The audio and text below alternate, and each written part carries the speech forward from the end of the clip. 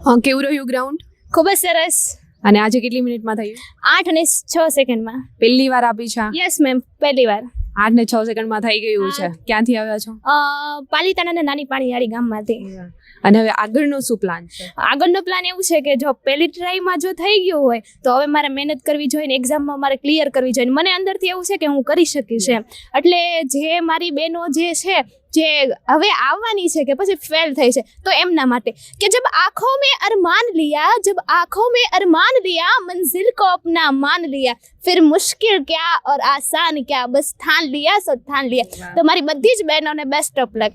અને આ સરસ મજાનું એક તમે ડાયલોગ સાથે એ લોકોને તમે એક છે સંદેશ આપ્યો છે. અને ગ્રાઉન્ડ કેવું લાગ્યું? સ્ટાફ વિશે શું કહેશો અહીંયાના? હા, અહીંયાનો સ્ટાફ પણ બહુ સપોર્ટિંગ છે કે નો દોડાતું હોય ને તો એમ કે દોડો દોડો થઈ જશે. આપણને કોન્ફિડન્સ આપે છે કે તમે તમારું પેરેન્ટ્સનું વિચારો કે એને કેટલા એ સપનાઓ લઈને બેઠા હોય છે તો એના સપનાઓને પણ આપણે સાકાર કરવા જોઈએ ને એ માટે તો સ્ટાફ પણ આપણે ખૂબ સપોર્ટિંગ કરે છે.